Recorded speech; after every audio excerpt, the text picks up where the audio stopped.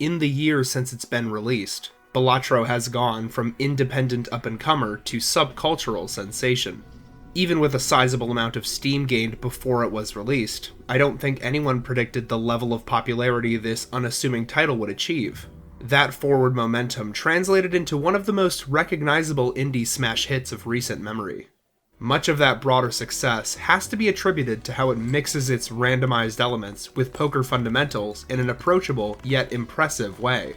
One of the biggest advantages of building a game off an already existing framework is that newcomers will bring some level of knowledge with them, deepening their understanding of the mechanics without any work by the designer.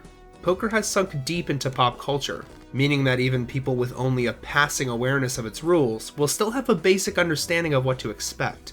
For Balatro, this means the game can spend more of its time building off of these rules and less time setting them up, which tends to generate a lot of interest very quickly in new players. Of course, that enthusiasm would mean nothing if Balatro didn't deliver on its promise of interesting mechanics. The central pillar of the game's mechanical depth comes from the Joker system. There's a lot that's apparently and obviously well designed about it.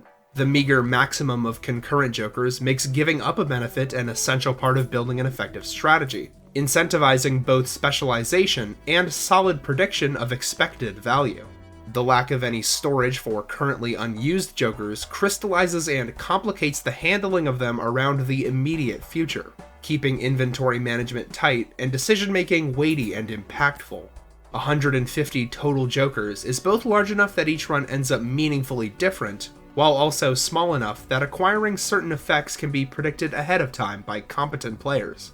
The enormous variety in effects, combined with the inherent randomness of poker, leads to niche and corner case situations that can be taken advantage of with skillful play. There's a huge amount to be praised in how Balatro utilizes this system to create opportunities for meaningful skill expression, especially in relation to how inviting it is to dive into strategic play from the very beginning. Still, I think a non-obvious thing that elevates this system from great to excellent comes with its relation to the scoring mechanics, specifically the sequence in which effects are calculated. Every time a hand is played, the following things happen in order. The leftmost card in the hand is scored, along with any Jokers that trigger when cards of that type are played. Scoring continues in this way for each card played from left to right.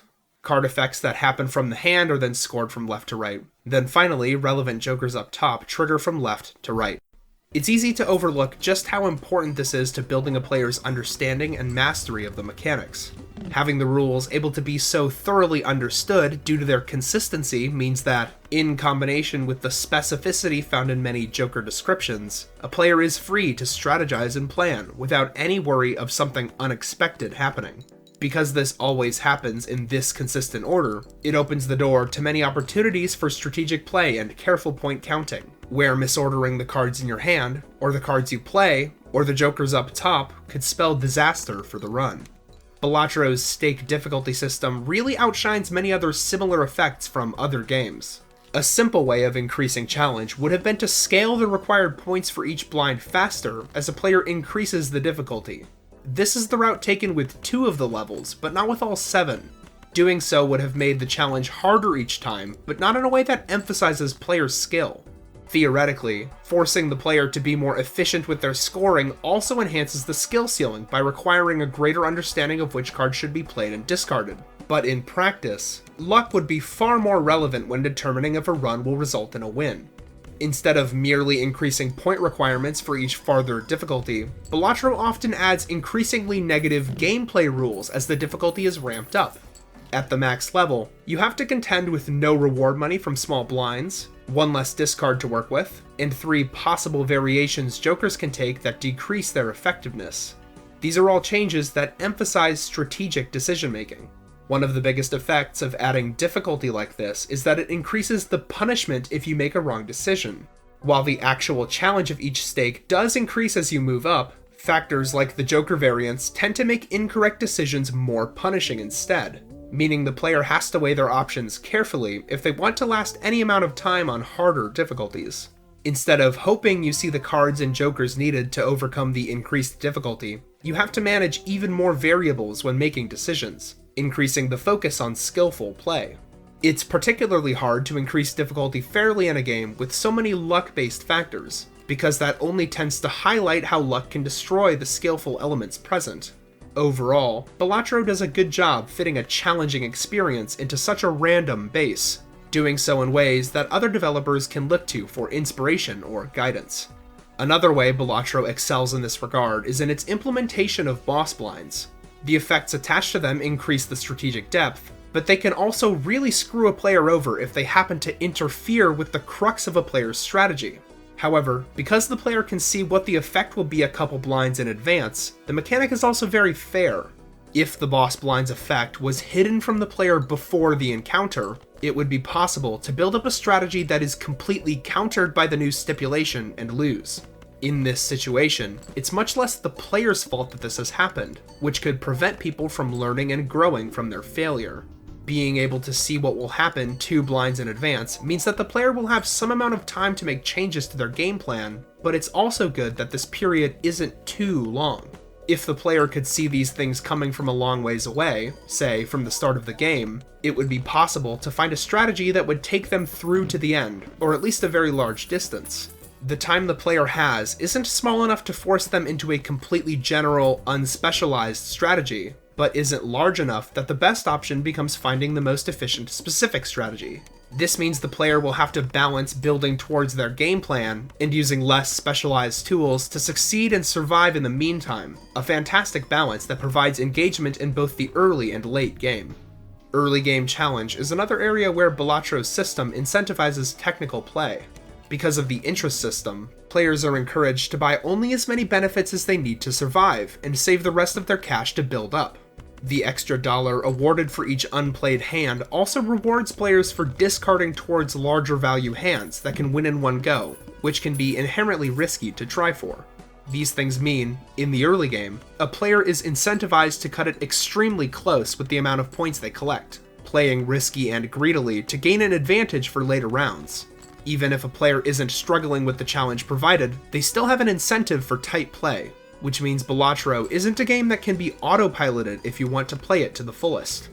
Late game difficulty is also similarly impactful, mainly stemming from the fact that difficulty scales exponentially. Because Balatro is about combining synergistic pieces to score far more than would be possible without those combos, a linear difficulty increase over the course of a run wouldn't be enough to keep pace with the player's rapidly advancing capabilities. The game was wisely designed to go from thousands of chips required to hundreds of thousands within a few antes. A player is expected to find strategies that will continually provide more and more dividends, instead of the game breaking when the player does something very strong and synergistic. If there's a problem with this, it's that once the player gets substantially ahead of the curve in a way they can keep perpetuating and growing, it becomes very difficult for the game to present an effective level of challenge for the rest of the run.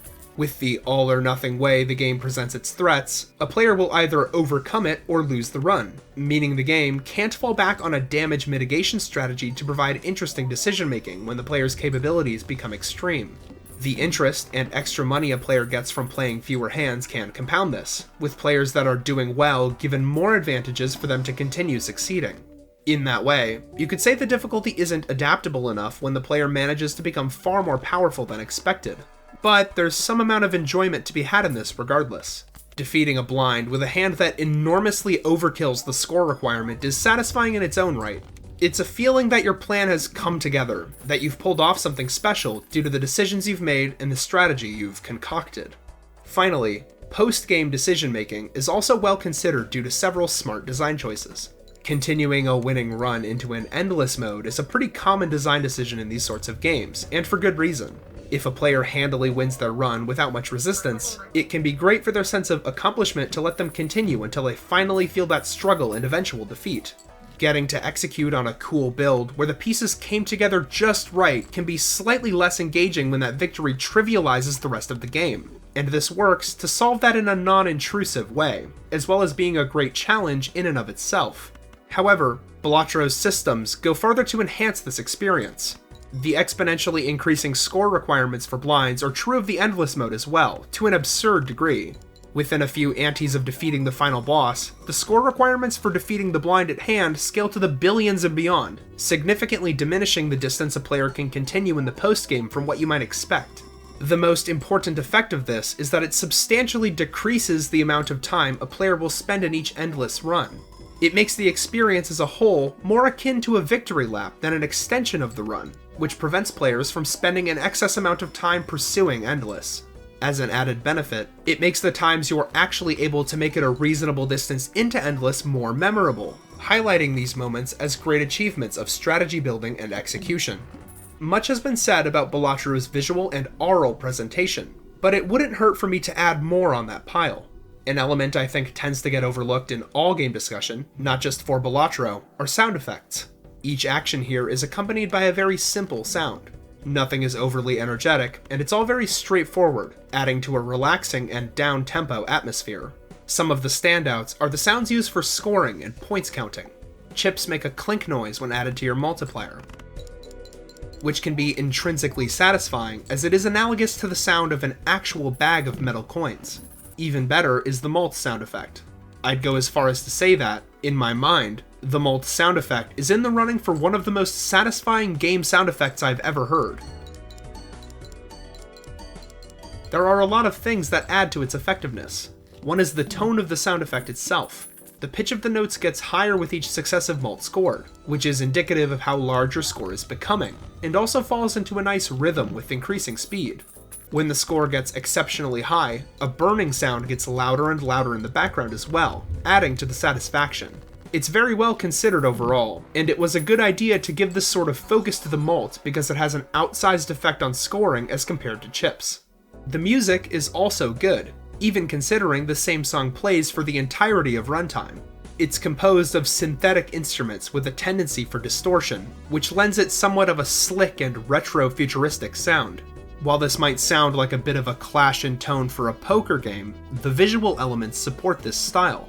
The game is generally themed with a nostalgic and stylistic take on pixel art, with plenty of simple details that don't distract the eye too much.